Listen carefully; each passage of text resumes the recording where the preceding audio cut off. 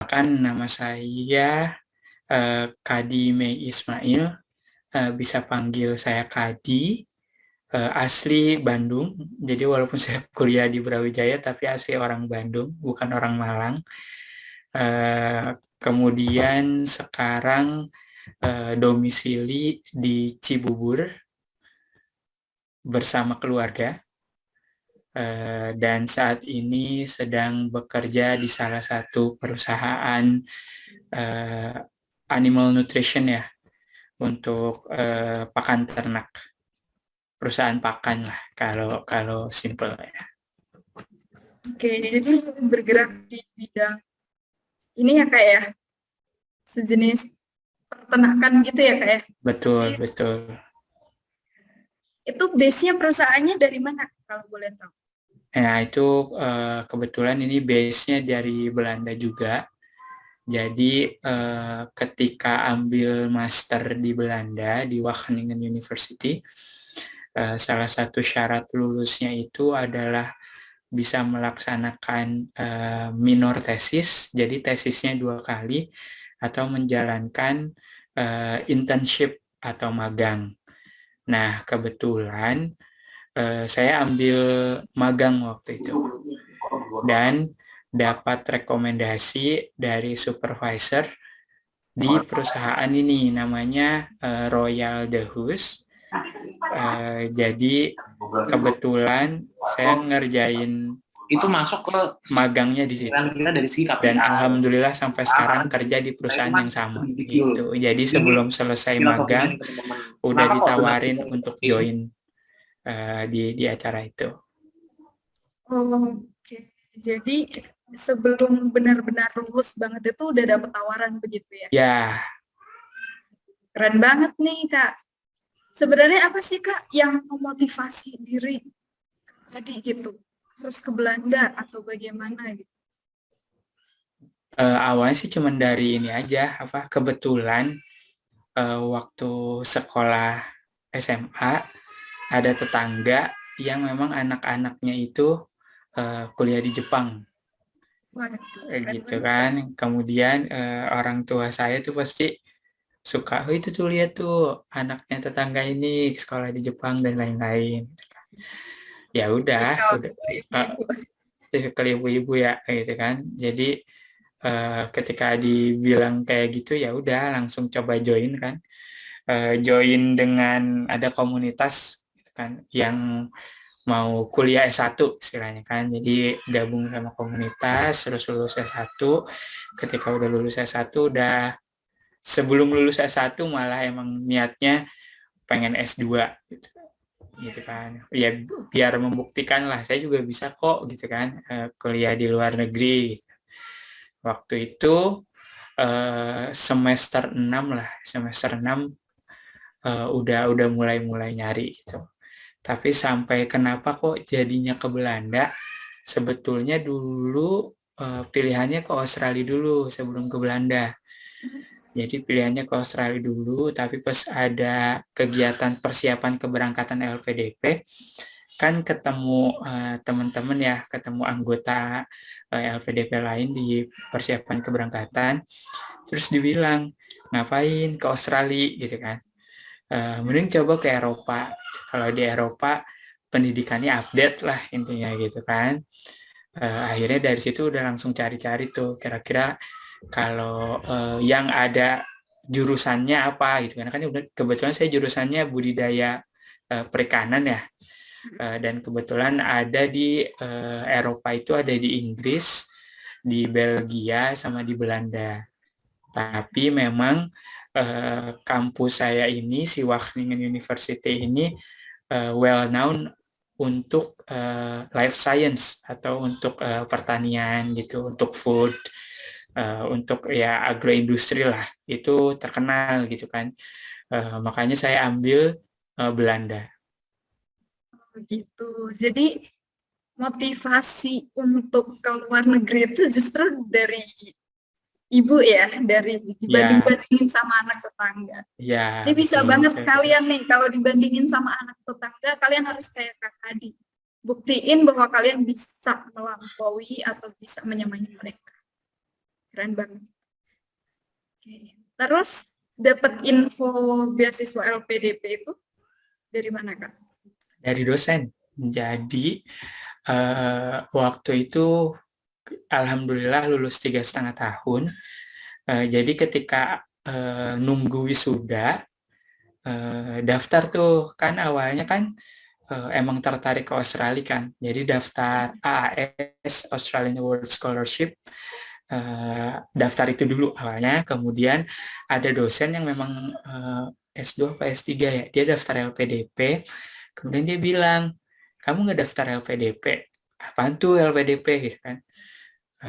Ini beasiswa dari Kementerian Keuangan gitu kan. Coba nih buka websitenya. Akhirnya saya buka websitenya, terus iseng-iseng aja, ya udah deh daftarin aja, ngikutin gitu kayak syarat-syaratnya, bikin esai, kemudian kan ada bikin kayak motivation letter gitu dan lain-lain. Ya udah dijalanin aja kan.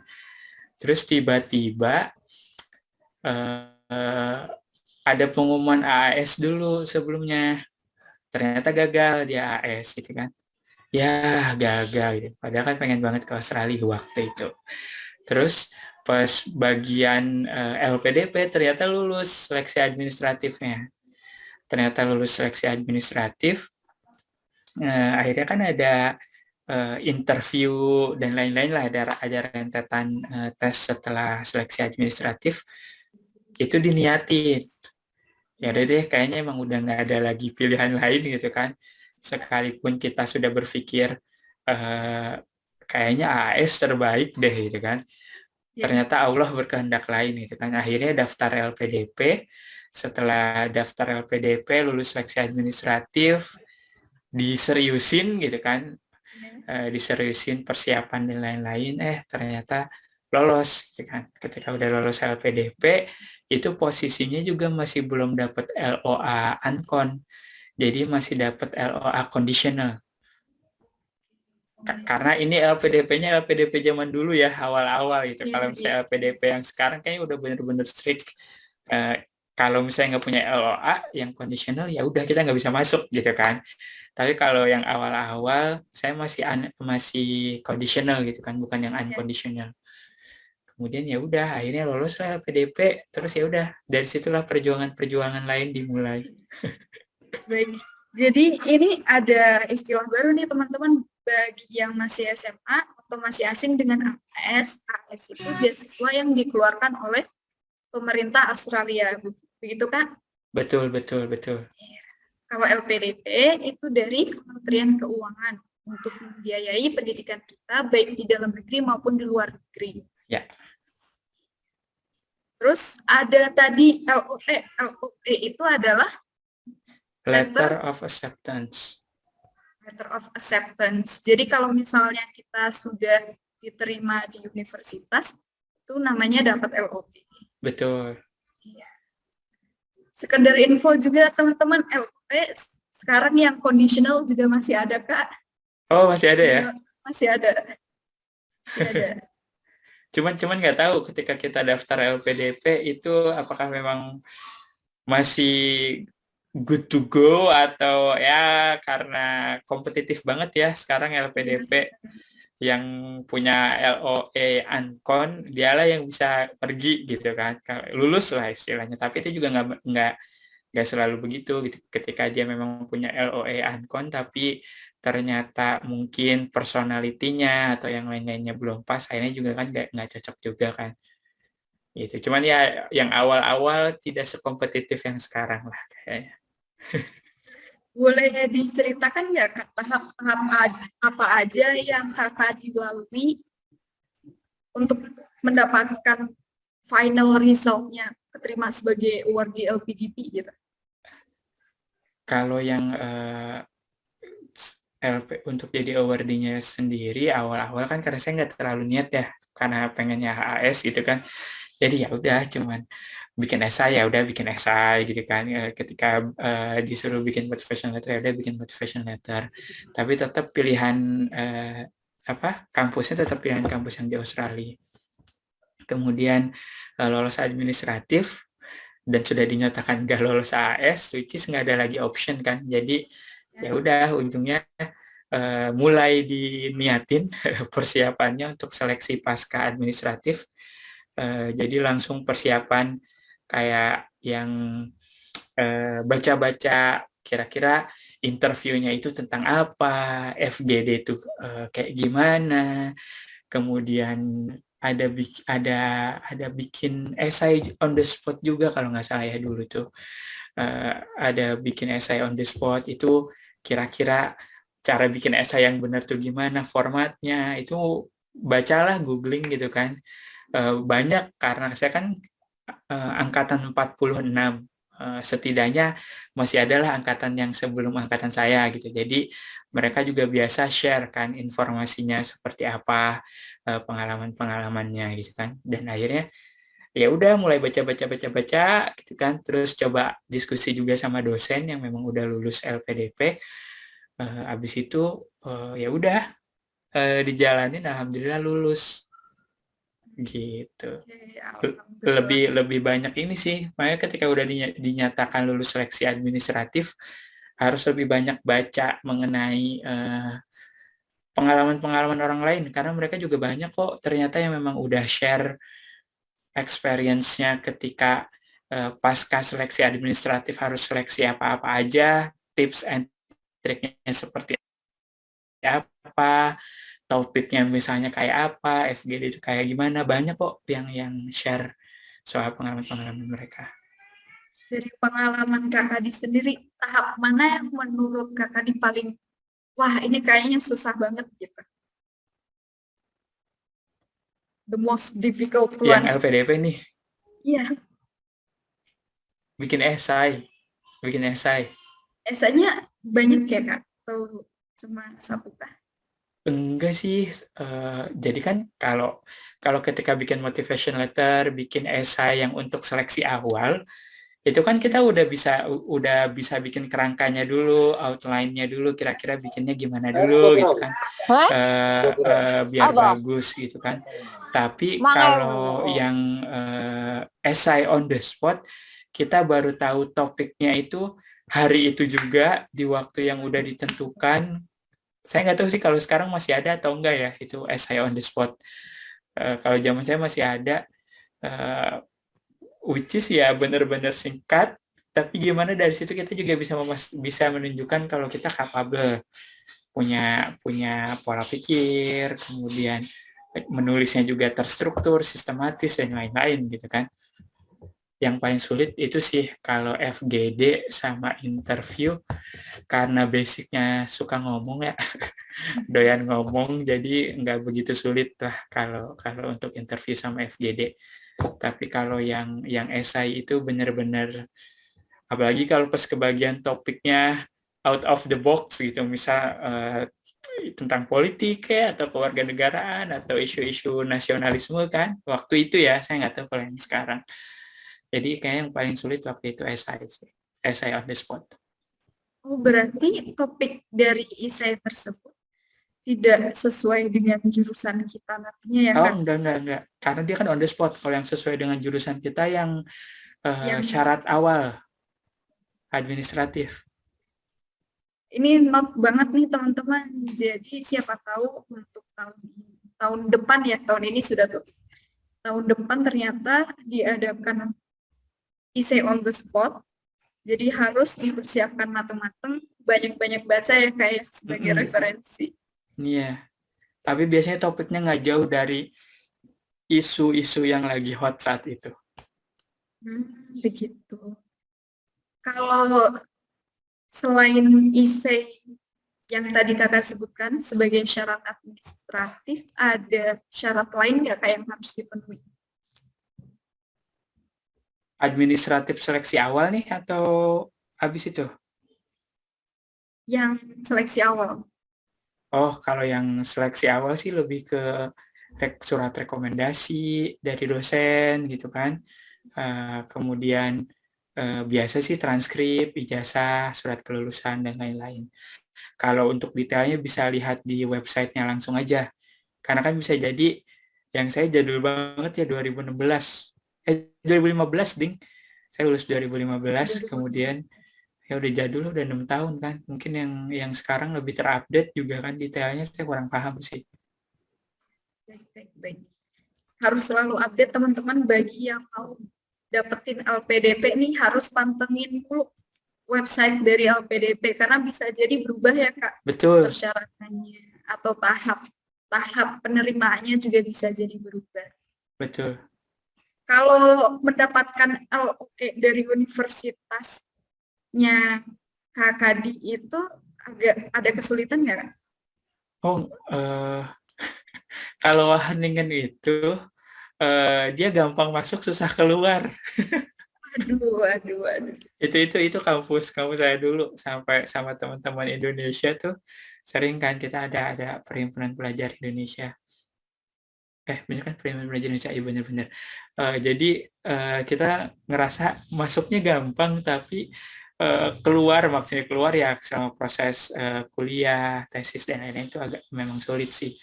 Karena memang kalau masuk itu yang penting kita punya surat rekomendasi, kemudian nilai ya kayaknya yang even di bawah 3,5 juga ada kok teman saya yang lulus aja gitu. Ya at least tetap di atas 3 lah IPK-nya ya.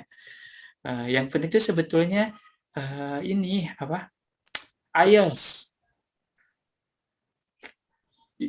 Jadi kalau menurut saya yang paling sulit ketika dapat LOE itu adalah dapat IELTS-nya. Saya aja sampai 3 kali tes IELTS itu. Boleh dikasih tahu ke teman-teman ya Kak, IELTS itu apa sih? Oh Kenapa iya, kayak jadi momok banget gitu? IELTS itu salah satu tes ya untuk bahasa Inggris yang biasanya memang menjadi salah satu persyaratan kalau kita mau kuliah di luar negeri. Mostly kalau IELTS itu Australia, Eropa gitu kan, Jepang kadang-kadang juga ada. Tapi kalau misalnya ke Amerika biasanya mereka minta TOEFL IBT, jadi beda-beda. Jadi kan kalau bahasa Inggris sendiri kan ada yang memang banyak ya, yang biasa kita lihat, yang famousnya lah ada yang British accent, terus ada American. Nah biasa kalau yang Amerika itu mereka pakainya TOEFL IBT. Kalau misalnya non Amerika biasanya IELTS. Tapi ada juga yang di Amerika juga IELTS juga ada gitu. Cuman ada 2 tes itu ketika kita mau kuliah di luar negeri. Untuk tes bahasanya bisa TOEFL IBT ataupun IELTS. Bisa pakai TOEFL IBT atau IELTS. TOEFL IBT tadi cenderung ke arah Amerika, untuk IELTS-nya ke Eropa. Biasanya ya, biasa dari kampus masing-masing misalnya syarat bahasa IELTS misal 6,5 dengan minimal, karena kan itu di IELTS ada 4, ada speaking, writing, reading, listening. Itu minimal 6 skornya, kemudian ininya overall nilainya itu 6,5 gitu. Itu yang ke Wageningen ya, ke kampus saya. Tapi ada juga beberapa jurusan yang memang dia minimal 7 juga ada juga. Kalau TOEFL IBT lebih ke puluhan, 80, 90. Beda lah tesnya. Kalau yang tes IELTS itu malah kita tes speakingnya itu langsung sama native. Waduh. Gitu. Grogi nggak Kak pas ujian IELTS? Wah, native nih gitu. Yang pertama grogi, yang kedua enggak begitu, yang ketiga enggak begitu. Karena memang yang saya bandnya paling sulit itu adalah writing.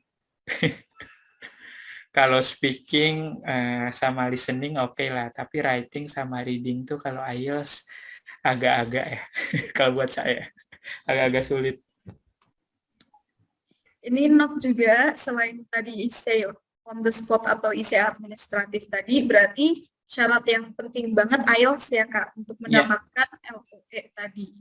Iya, dan kayaknya di LPDP juga kalau mau ke luar negeri kita harus punya sertifikat itu deh.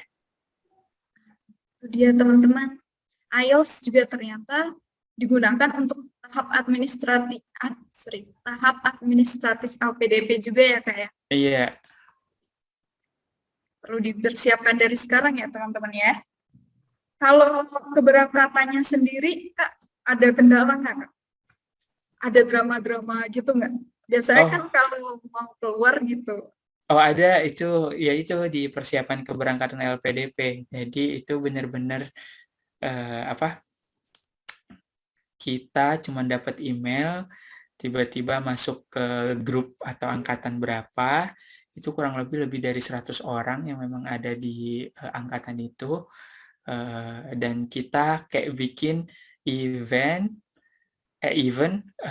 untuk kita sendiri, maksudnya dari kita untuk kita oleh kita gitu kan. Dan biasanya itu ada struktur organisasinya atau ada kepanitiaannya lah gitu ya. Terus waktu itu saya sempat jadi ketua angkatan tapi di PK awal-awal. Jadi awal-awal di PK awal-awal itu saya jadi ketua angkatan.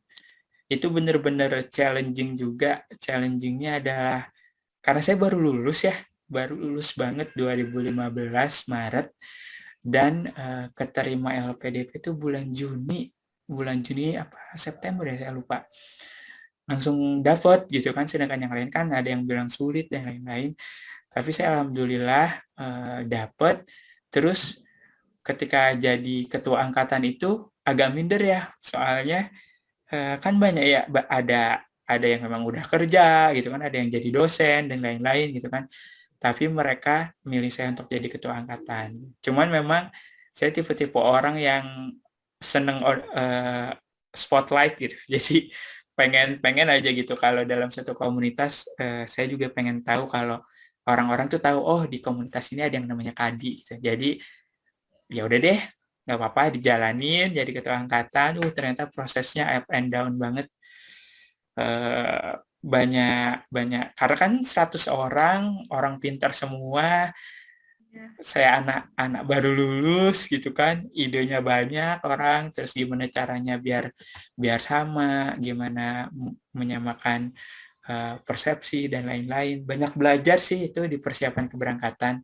Tapi kalau administrasi berangkat ke Belandanya nggak terlalu sih, karena dari kita kan support sama kampusnya, jadi kampusnya yang Ya. aktif ngirim surat ke kita kayak misalnya, oke, visamu udah bisa diambil, oke, tolong diisi ini dan lain-lain.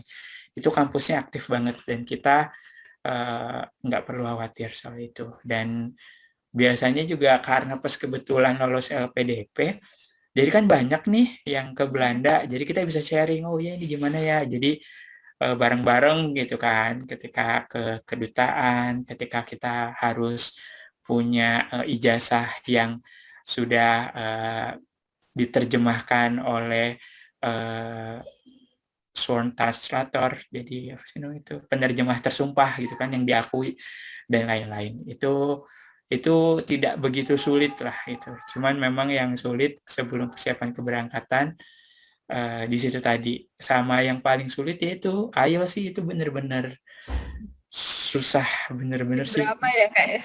Karena saya 3 kali tes, dan bisa dikatakan belajarnya itu dulu sempat kepare kursus ambil yang IELTS. Biasanya tahu nih IELTS itu apa sih, kayak gimana tesnya, soalnya kayak apa, 2 minggu habis itu udah semuanya belajar sendiri. Jadi 3 kali tes itu kayak struggle banget. Cuman alhamdulillah sih. Alhamdulillah kayaknya lolos akhirnya. Iya. Iya. Terus kalau hari pertama di Belanda gitu, Kak, Hari pertama rasanya gimana sih wah seru banget sebagai sih. mahasiswa di Belanda gitu? Pertama kali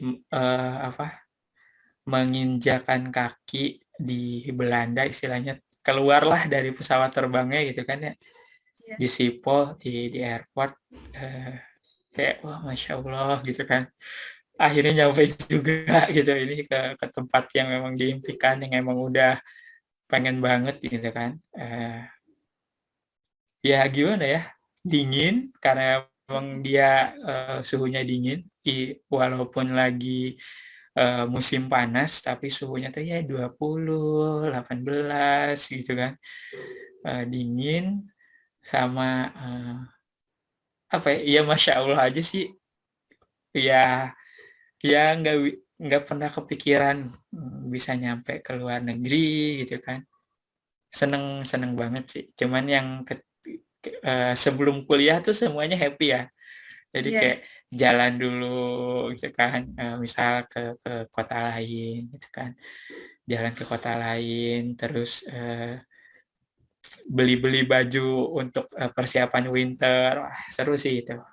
Tetapi ketika negara api menyerang day one kuliah itu, wah rasanya kayak runtuh. Karena kan memang apa setelah IELTS kita dapat, berikutnya perjuangan berikutnya kan kuliahnya ya, which is kita baru sampai jet lag, bukan jet lag, lebih ke shock culture ya, culture shock dengan ya duduk di kelas dosen ngejelasinnya langsung bahasa Inggris, which is slide-nya bahasa Inggris juga kan, jadi sempat loading juga, mau nanya malu, mau nanya ke temen juga malu, takut bahasa Inggrisnya balelo gitu kan. Wah, banyak takutnya itu. Sampai sampai di periode pertama di Belanda itu sistemnya periodean ya. Jadi kuliahnya itu dalam 1 tahun untuk tahun pertama dan 6 periode, itu ada 4 periode panjang sama 2 periode pendek. Dan periode 1 tuh periode panjang 2 sampai 3 bulan, tapi kita 2 mata kuliah. Cuman 2 mata kuliah pagi dan siang, dan itu tiap hari tuh sama aja, nggak beda-beda. Jadi kadang di kelas, kadang di lab, atau group work gitu kan. Itu periode 1 tuh disaster sih, bencana alam buat saya, bener-bener aduh yuk nggak ngerti gitu kan, ya ampun udah jauh-jauh ke Belanda kok jadi kayak gini gitu kan, bener-bener struggle sampai ketika mau ada ujian kan, ujian periode 1 itu kita nggak kita ada yang namanya pekan sunyi ya, sama kalau kita lagi kuliah S1 kan ada tuh namanya pekan sunyi, libur sebelum UAS gitu kan. Ya. Yang lain tuh biasanya pada belajar di situ gitu kan, sebelum ujian tuh yang mereka belajar. Saya belajar slide-nya aja banyak banget gitu kan, terus kayak nggak masuk, bingung belajarnya gimana, ngafalinnya gimana, ujungnya cuma tidur aja sampai pekan sunyi itu habis. Terus ketika pekan sunyi habis ujian, ya udah nggak bisa dan nggak lulus gitu kan. Wah, itu benar-benar struggle, ya ampun jauh-jauh gitu kan dari Indonesia, nggak lulus nih periode 1 sampai akhirnya. Jadi ada satu mata kuliah yang memang group work kan. Group work itu kita dikasih tugas gitu sama teman-teman yang lain, bisa jadi sama orang bule. Jadi udah ditentuin ya grupnya siapa. Kebetulan saya kebagian sama orang Belanda, orang Spanyol, sama orang Yunani. Dan di akhir group work ketika kita udah selesai, kita ada yang namanya tips and top. Jadi tips and top itu teman-teman kita di grup kita bakal bilang, kamu bagusnya dalam hal ini, kamu nggak bagusnya dalam hal ini, kan. Jadi mereka Semacam iya, feedback. Cuman itu internal di grup aja. Terus teman saya bilang, Kadi, kamu itu bagus kalau misalnya udah ngerjain sesuatu tuh fokus, dan ketika outputnya, hasilnya tuh beyond expectation lah gitu. Yang mereka expect apa, tapi selalu lebih dari itu. Cuman kekurangan kamu tuh banyak diem. Gitu kan. Di situ akhirnya saya bilang, ya saya diam itu satu, saya takut bahasa Inggris saya jelek, saya takut kalian nggak ngerti apa yang saya sampaikan. Saya nggak pede gitu kan. Terus mereka bilang, kamu nggak perlu khawatir gitu kan. Kita ngerti kamu ini bukan orang yang memang bahasa ibumu bukan bahasa Inggris gitu. Jadi it's okay, it's normal. Nggak usah mikirin grammar, nggak usah mikirin nanti kita pikir kamu ngomong apa sih, nggak usah bilang gitu, sampaikan aja. nanti kita akan berusaha untuk mengerti apa yang kamu sampaikan. Dan kalau misalnya kita nggak ngerti, kamu juga jangan berkecil hati. Bukan berarti kamu nggak bisa ngomong gitu. Tapi kamu bisa pakai Google Translate atau bisa pakai apa. Pokoknya sampaikan gitu kan. Dari situlah titik bangkit saya. Di situ saya benar-benar berani ngomong, nggak pernah lagi mikir soal grammar, nggak pernah lagi mikir soal harus nyusun kata kalimat kayak gimana yang disampaikan. Pokoknya ngomong aja lah. Orang IELTS saya juga udah lulus gitu kan, udah bisa ngomong, nggak usah khawatir, nggak usah takut nanya, nggak usah apa-apa. Ya udah dari situ mulai berani. Kemudian dengan yang untuk tes kuliah nih, kalau misalnya memang lagi kuliah, saya beli recorder. Recorder itu yang buat ngerekam ya. Jadi ketika kuliah izin dulu sama dosen, saya izin rekam ya. Oh iya silahkan. Direkam, habis kuliah, sore-sore nih sebelum pulang, biasa ke library, ke perpus. Itu dengerin recordernya sambil kita buka slide. Dari situlah saya bikin rangkuman. Ketika pekan sunyi, udah ada rangkumannya kan, jadi udah tinggal baca rangkuman gitu. Jadi kalau misalnya udah ada recorder itu, ketika nggak jelas bisa kita pause, bisa kita rewind, bisa kita forward gitu kan. Jadi enak lah gitu. Apa sih maksudnya? Coba-coba. Kalau misalnya direct kan ketika langsung nggak ngerti juga apa sih, ngomong apa sih gitu. Tapi kalau udah di record jadinya kan oh ya gini, oh ya akhirnya catat. Dan itulah yang memang saya pakai sistem belajarnya dari periode 2 sampai akhir. Gitu. Jadi cukup seru sih. Ya, ini tips banget nih Kak, bermanfaat sekali nih ya, agar kita itu harus berani speak up, Iya, jangan malu-malu. jangan malu-malu, bener nggak boleh malu-malu.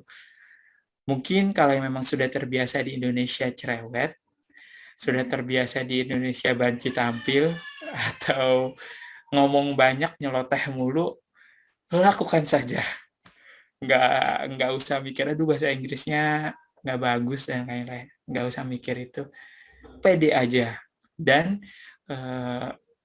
menurut saya, mungkin kalau misalnya memang culture di kita, budaya di kita, ketika kita nanya sesuatu, ya masa yang gitu aja nggak tahu sih, ya masa gitu aja nggak ngerti sih, gini loh caranya gitu kan. Sering ya kita dapat kayak gitu ya.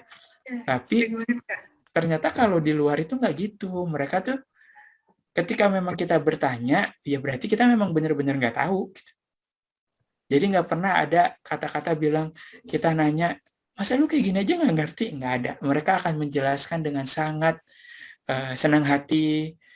Apalagi ke dosen juga ketika udah kuliah nanya lagi ini maksudnya apa sih tadi nggak ngerti, dijelasin lagi sama dosennya dan itu normal gitu.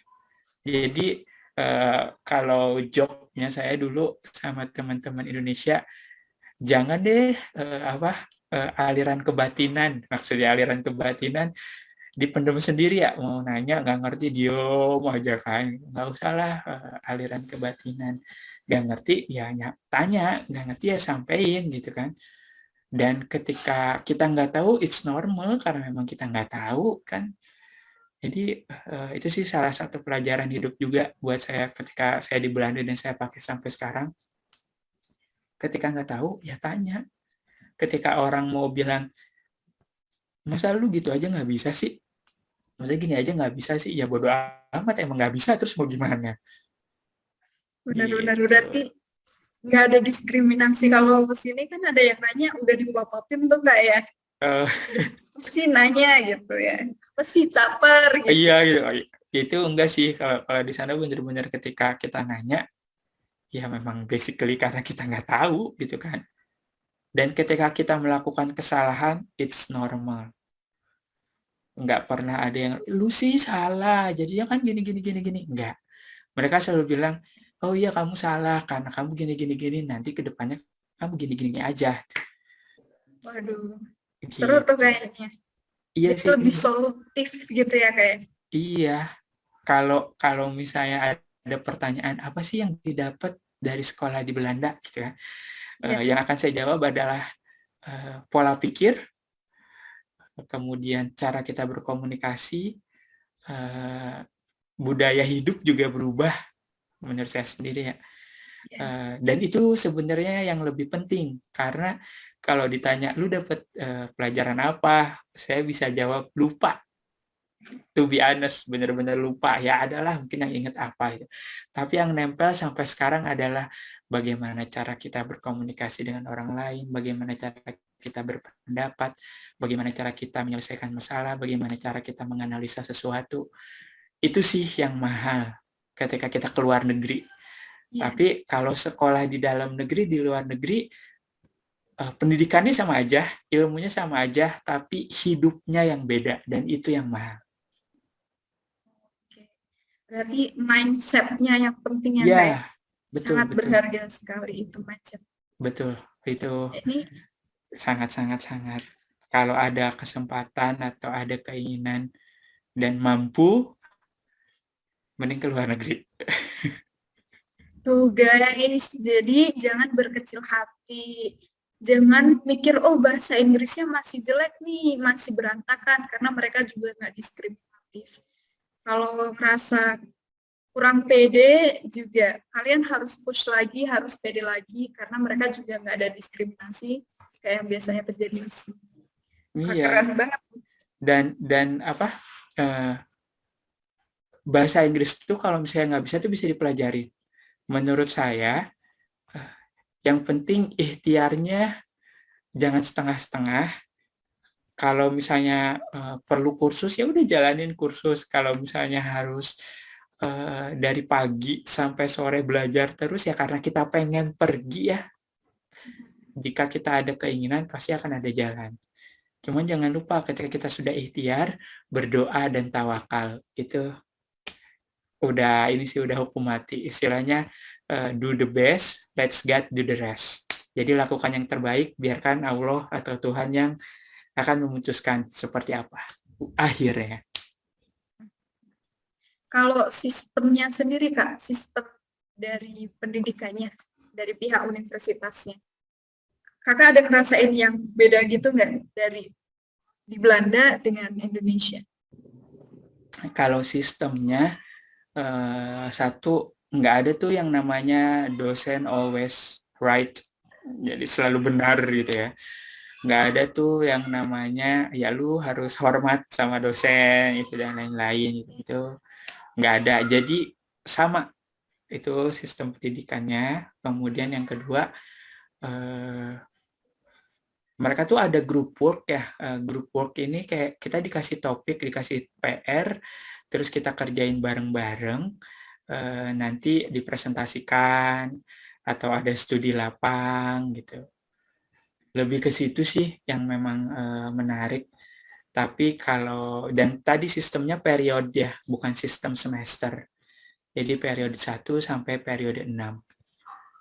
Gitu, itu di tahun pertama. Yang lainnya sama sih. Cuman memang yang saya respect adalah enggak ada tuh yang namanya dosen is a king atau gimana, enggak ada. Jadi sering banget kalau misalnya kita lagi ada di praktek gitu ya, misalnya prakteknya pas kebetulan di lab komputer, kita nanya, dosen datang dan itu dia duduk di bawah jongkok gitu. Itu sering banget kayak gitu. Bahkan yang kocak pun ada, kadang nih ya udah ada dosen lagi ngejelasin, teman kita kakinya di atas meja, itu normal. Kaki di atas meja sambil berdiri juga itu nggak masalah. Bahkan sempat waktu itu saya di salah satu kelas apa saya lupa, ada yang sikat gigi, baru datang pagi-pagi sambil dosennya ngejelasin dia sikat gigi. Tapi emang apa, saya nggak tahu ya, odol di luar negeri itu nggak banyak busanya kayak di Indonesia. Di Indonesia banyak banget ya kalau di sini. Kalau di sana dia nggak berbusa gitu. Jadi dia sikat gigi aja, dosennya ngejelasin apa dia sikat gigi, udah beres dia keluar dulu, ya udah habis itu dia duduk. Waduh, Dan itu santai oke aja, santai. Dosennya juga nggak sopan ya. Kalau telat ya udah datang aja duduk. Karena kan yang penting kamu ngerti itu buat dirimu sendiri bukan buat saya. Keren sih Kak kayak gitu. Keren. Jadi nggak ada batasan yang harus hormat banget gitu. Enggak. Tapi kita biasanya orang timur selalu hormat ya. Biasa itu kalau orang timur itu selalu hormat. Dan yang saya menarik adalah mereka tuh selalu menepati janji. Maksudnya gini, saya dulu waktu tesis nih, kan ada bimbingan. Ya.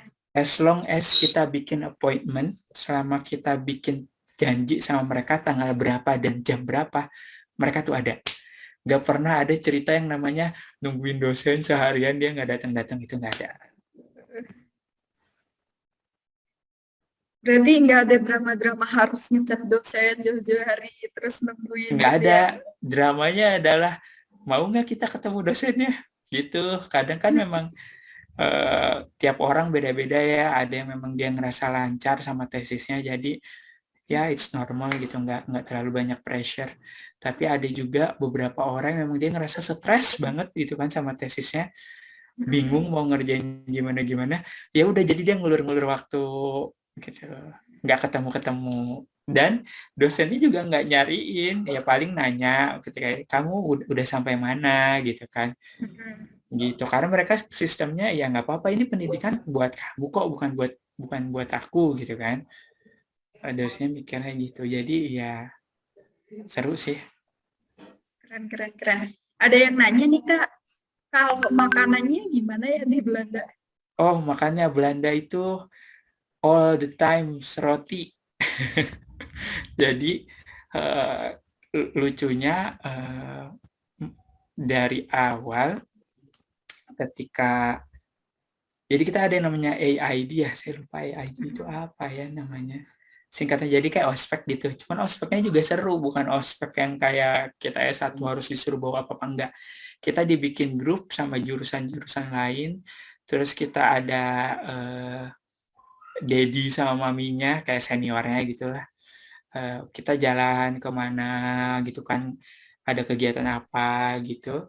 Nah, terus pagi kita dikasih roti, siang dikasih roti, malamnya baru misalnya entah pasta. Mereka jarang sekali makan nasi ya.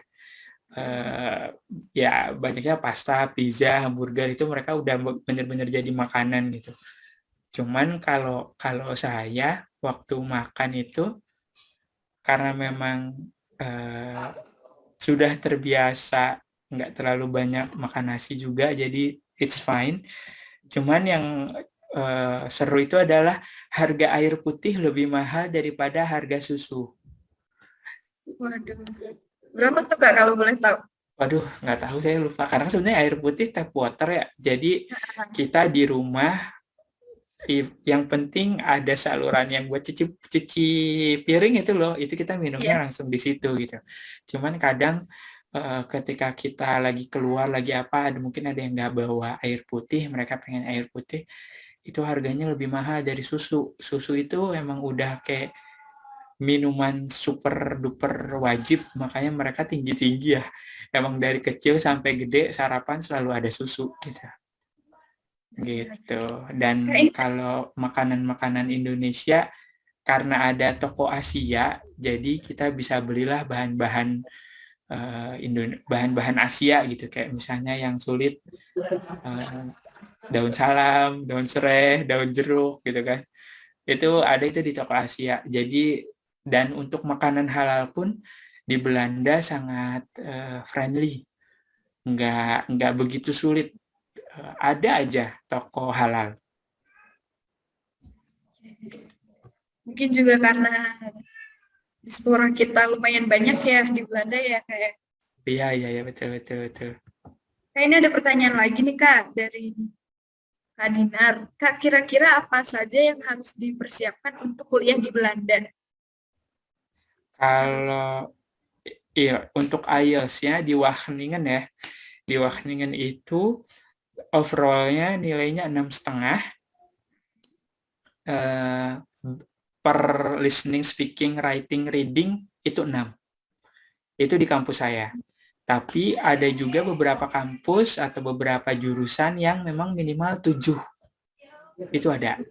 Makanya untuk syaratnya itu bisa dilihat ke website kampus masing-masing di jurusan masing-masing. Begitupun nilai TOEFL-nya. Terus selain nyiapin TOEFL sama IELTS, kayak misalnya surat rekomendasi dosen.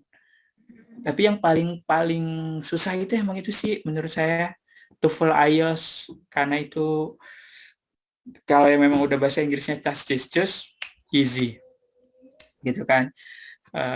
Tapi kalau misalnya yang masih benar-benar ada keinginan, jadi harus belajar dari nol, itu akan cukup lumayan struggle. Berarti kuncinya harus dilihat dari website universitas masing-masing dan fakultas masing-masing. Karena dalam satu Belanda bisa jadi beda-beda begitu, Kak? Betul. Ada yang tanya lagi, Kak, waktu Kakak memutuskan kuliah di Belanda, jaminan Kakak setelah lulus? Jaminan maksudnya? Mungkin biasanya di LPDP kan ada nggak ada. Di LPDP nggak ada jaminan kok, kayak ikatan dinas gitu nggak ada. Cuman memang kita harus pulang ke Indonesia. Menarik pertanyaannya, jadi dulu itu kenapa saya pengen kuliah S2, yaitu karena ada tetangga. Kemudian seiring berjalannya waktu, saya pengen jadi dosen. Jadi ketika jadi S1 saya pengen jadi dosen karena basicnya suka ngomong, suka sharing sama orang. Saya pengen jadi dosen, dan saya punya orang tua angkat bilang kalau kamu mau jadi dosen, mending kamu kuliah setinggi-tingginya sampai S3 kalau kamu mau jadi dosen. Tapi kalau kamu mau jadi pekerja, mau kerja, S1 aja cukup. S1 aja cukup, cuman kamu melakukan yang terbaik biar pengalamanmu makin berkembang, jadi jenjang karirmu tuh ada gitu kan. Nah, kebetulan karena waktu itu saya pengen jadi dosen, akhirnya saya memutuskan pengen S2. Ketika lulus S2 pun, sebelum lulus S2 pun, saya udah kepikiran mau S3. Gitu kan? Saya kepikiran mau S3, cuman ketika magang di perusahaan yang saya jalanin sekarang, namanya di The Host, saya magang 4 bulan, tapi ketika 3 bulan udah ditawarin, mau nggak nih join sama perusahaan kita, gitu kan. Dan waktu itu ditawarnya memang di Belanda, jadi kerja di Belanda, gitu kan. Karena saya kebetulan LPDP kan harus pulang ya, tapi saya izin dulu ke orang LPDP, ini saya mau ada ini nih ditawarin kerjaan sama tempat magang saya, boleh nggak, gitu kan. Alhamdulillah LPDP mengizinkan, tapi hanya 1 tahun, gitu kan. Sedangkan perusahaan saya nawarinnya 2 tahun. 2 tahun gitu kan. Terus saya bilang, saya jelasin, saya anak beasiswa dari Kementerian Keuangan, sebenarnya saya harus pulang, tapi saya udah izin, saya cuma boleh 1 tahun, kamu mau atau enggak? Saya nawarin kan ke mereka, terus mereka, oh nggak apa-apa, oke 1 tahun. Akhirnya saya selesai magang di sana itu udah dapat kantong kan, oke habis lulus berarti udah bisa kerja nih, kan. Dan di situ saya melupakan dosen karena susah juga ya ternyata daftar dosen gitu kan, banyak hal gitu kan yang memang tidak semudah. Dari situ saya dan waktu itu kebetulan saya juga punya anak pertama gitu kan, saya punya anak pertama, saya mikir mungkin ini sudah jalan dari Allah, rezekinya anak saya adalah ya ini pekerjaan yang memang sudah ada di depan mata gitu kan. Oke deh, saya ambil, pulang di bulan, pokoknya lulus itu bulan Agustus, saya pulang September, habis itu saya balik lagi bulan November, tapi itu saya bawa anak dan istri. Jadi saya bawa anak sama istri saya ke Belanda, dari situ ya udah kerja di perusahaan yang sebelumnya saya magang selama 1 tahun. Habis itu ternyata perusahaan saya buka cabang di Indonesia. Akhirnya saya balik ke Indonesia sampai sekarang. Biasa Kak ya. Keren banget Kak, 3 bulan langsung ditawarin untuk menjadi pegawai di sana. Ya, keren banget. Iya, Kalau saya aja sempat sempat kaget juga, maksudnya gini, saya kan orang Asia ya, Ya, orang Belanda itu terkenal dengan ya kolonialisme ya, company which is mereka lebih suka dengan orang Belanda lagi gitu kan. Eh, tapi ya saya juga kaget gitu, kok mereka mau nawarin saya orang Asia, orang Indonesia pula gitu kan. Cuma saya bersyukur, oh berarti mungkin saya kepake mungkin ya.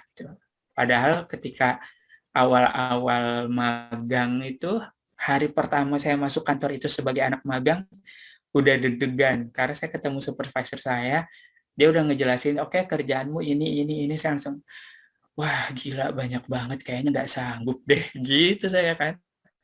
Cuman ternyata ketika dijalanin dan saya juga ya seperti yang saya bilang, ya udah do the best ya.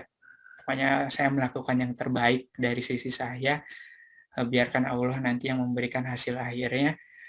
Ternyata ya alhamdulillah gitu kan, ternyata kepake, dapat tawaran, dapat pengalaman juga, akhirnya 1 tahun kerja di perusahaan internasional dan di Belanda langsung, which is setiap hari ngomong bahasa Inggris, sama bule-bule juga, dan di situ makin belajar ya soal berkomunikasi, gimana cara menyelesaikan masalah, cara kerjanya orang bule itu kayak gimana, itu tuh worth it banget lah pengalamannya. Dan akhirnya saya pindah ke Indonesia, tapi tetap di perusahaan yang sama, tetap kontak sampai sekarang karena kan istilahnya globalnya di sana, lokalnya di Indonesia, jadi tiap hari ya ada emailan, kadang meeting juga dengan mereka gitu kan.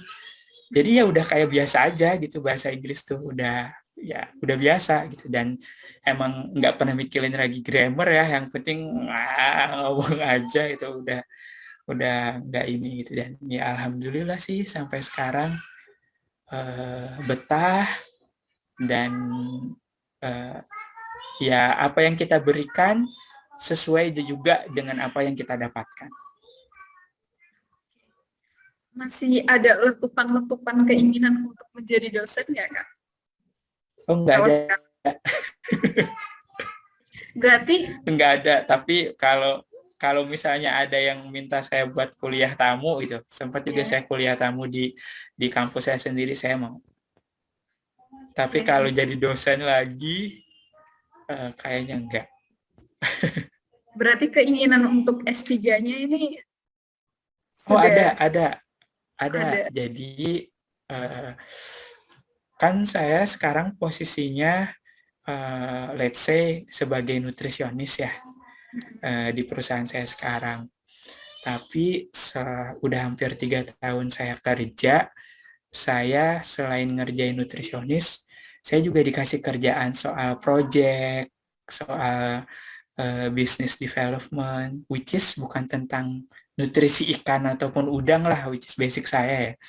Saya mulai ada ketertarikan nih di bidang itu, di bidang bisnis, di bidang manajemen, dan kebetulan disupport juga sama kantor untuk lanjut lagi sekolah gitu. Jadi ya insya Allah tahun depan jika Allah meridhoi akan lanjut S3 untuk tapi bisnis sama manajemen, nggak ngambil perikanan, nggak ngambil nutrisi lagi. Insya Allah, mohon doanya.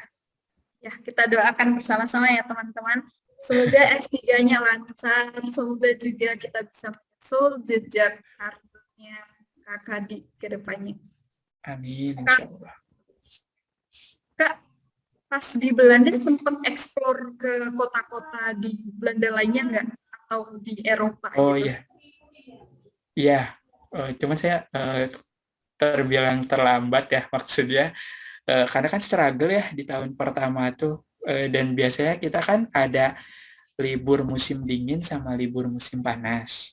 Jadi libur musim dingin 2016 saya nggak kemana-mana, saya belajar buat ujian. Kemudian musim panas di 2017 saya itu baru saya pergi musim panasnya 2017 itu saya baru pergi sama teman saya ke beberapa negara.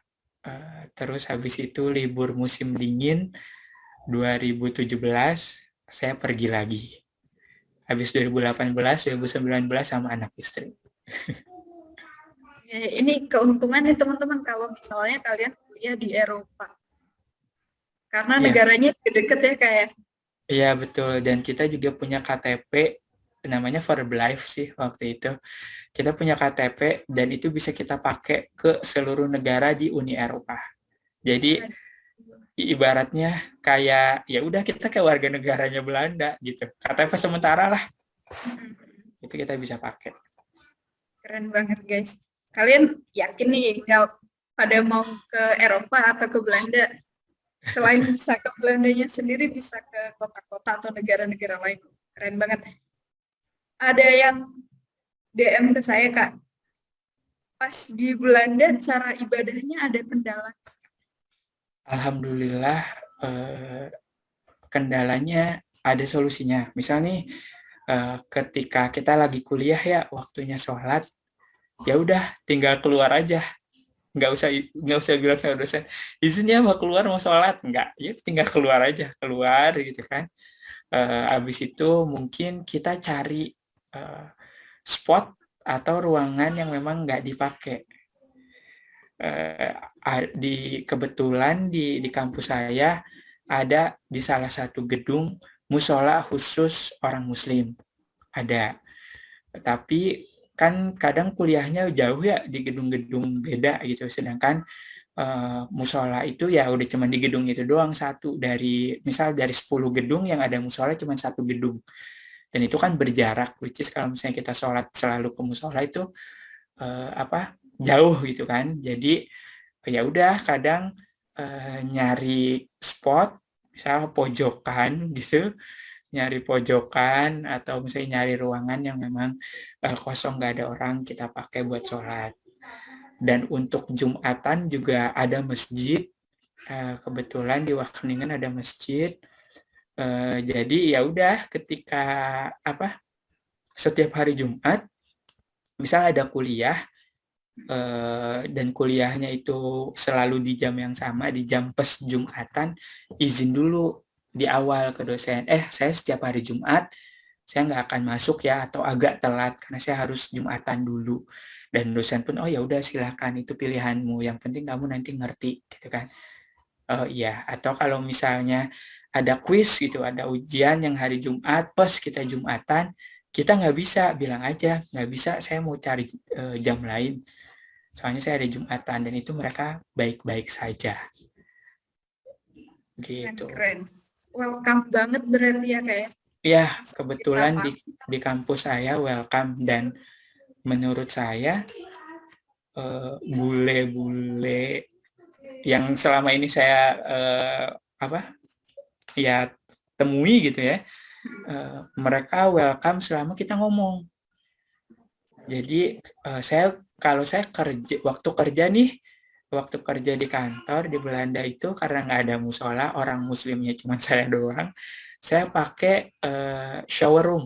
Jadi kan kalau di sana ada shower room, cuman memang tempat mandinya itu ya kayak di hotel-hotel, dikotakin sendiri, dan mereka kan kamar mandinya kering ya.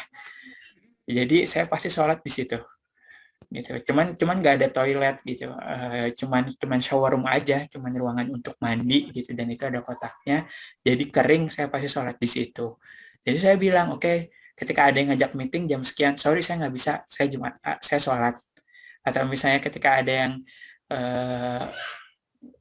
misal lagi di tengah-tengah meeting, saya izinnya saya sholat dulu, silakan.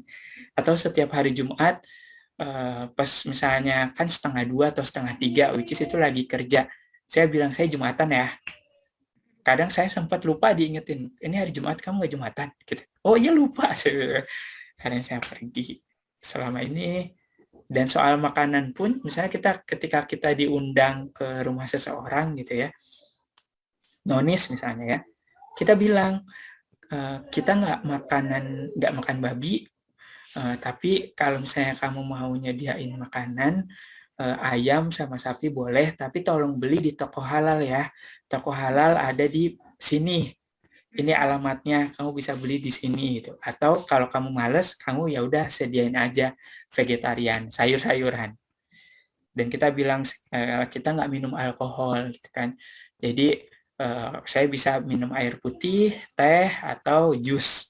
Nanti mereka nyediain. Jadi ketika kita datang ke tempat mereka, kamu nggak boleh makan itu babi. Kamu nggak boleh makan itu nggak halal. Ini minumanmu ya, jusmu di sini. Mereka kayak gitu. Tuh guys, ternyata di Eropa toleransinya sangat tinggi.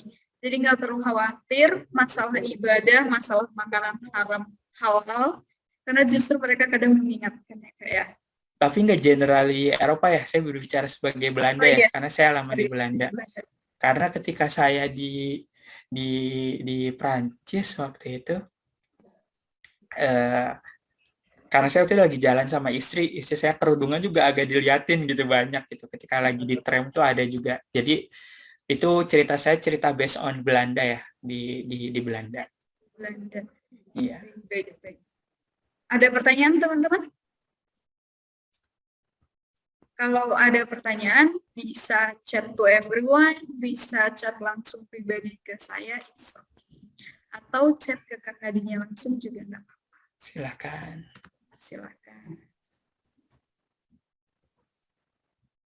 Oke. Ini satu masuk lagi, Kak. Pengalaman yang tak terlupakan ketika di Belanda. Lagi kuliah, apalagi kerja nih? Selama di Belandanya mungkin. Selama di Belanda ya, yang tidak terlupakan. Yang pertama adalah hari pertama saya membawa anak sama istri turun di Schiphol. Itu nggak akan pernah saya lupain sih, karena emang itu membawa perubahan ke keluarga saya secara ini sama istri saya sama anak-anak saya sekarang. Itu yang paling berharga buat kita, karena sudah ya alhamdulillah sama Allah diberi kesempatan untuk pernah tinggal di sana. Kalau selama itu sih kayaknya yang paling berharga ya. Oke. Ada yang nanya lagi dan dari DM saya, pernah homesick nggak? Pernah homesick? Enggak. Justru enggak. Kok bisa? Karena kan udah ada WA ya, udah bisa video call, udah bisa telepon gitu kan.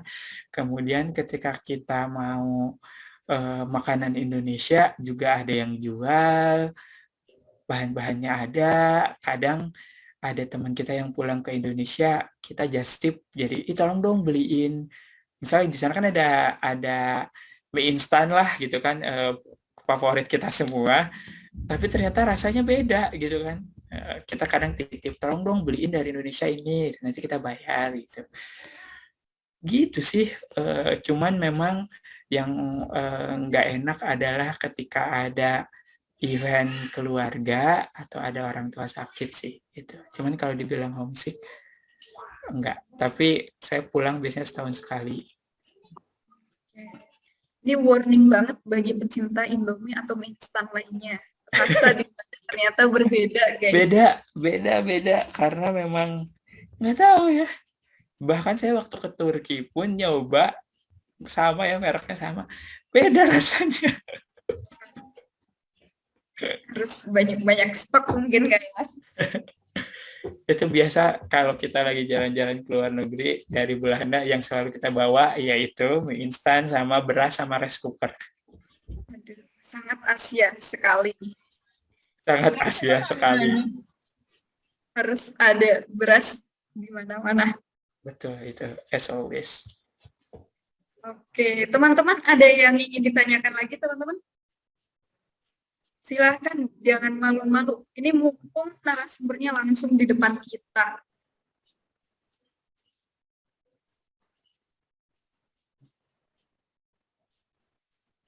Oke.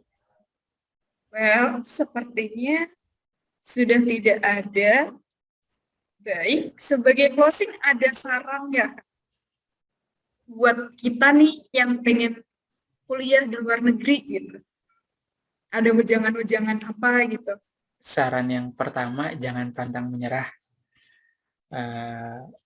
Pasti sulit, tapi selalu ada jalan kalau ada keinginan. Yang kedua, yaitu tadi, lakukan yang terbaik, tapi jangan lupa tawakal sama doa. Karena kadang, misalnya nih kita udah, wah kayaknya lulus nih IELTS gitu kan. Ternyata nggak lulus gitu kan. Ya udah tawakal aja, mungkin memang disuruh belajar lagi gitu kan. Atau banyak hal yang menurut kita ternyata baik, menurut kita oke, tapi ternyata at the end tidak sesuai, tapi ternyata ya memang itu yang terbaik yang sudah direncanakan gitu. Jadi itu sih, jangan lupa berdoa, jangan lupa melibatkan yang maha kuasa di setiap mimpi ataupun cita-cita kita.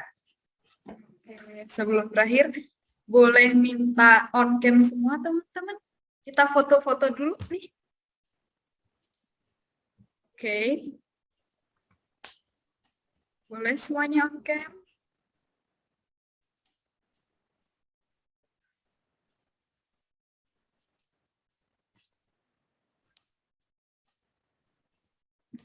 Oke.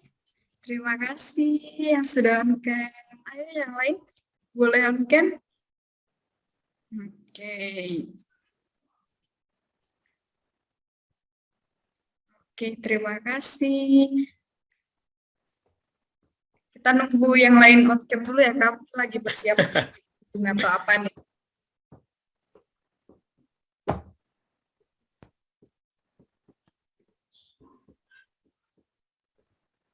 Yang belum pakai kerudung dulu kayak. Yang belum sisir dulu. So, jangan make up dulu nih. Ini make up biasanya cewek lama banget.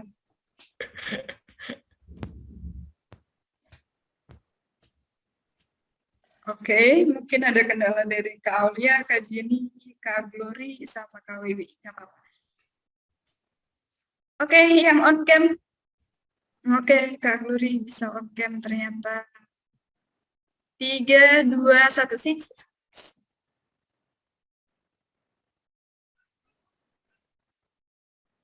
Oke, terima kasih semuanya. Terima kasih Kakak Di sudah berkesempatan untuk memberi ujangan buat kita, berkesempatan sharing-sharing pengalamannya dengan kita.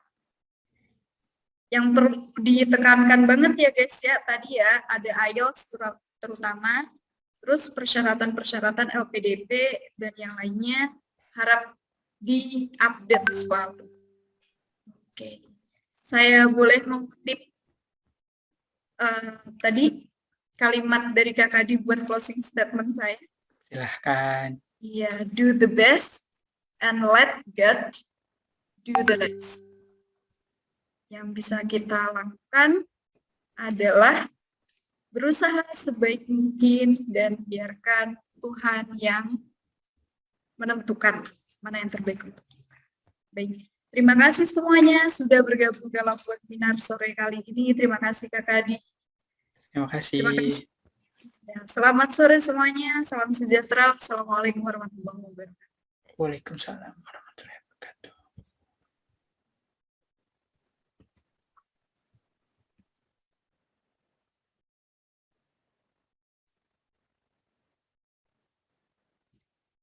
Oke teman-teman yang lain, you may leave this Zoom, nggak apa-apa.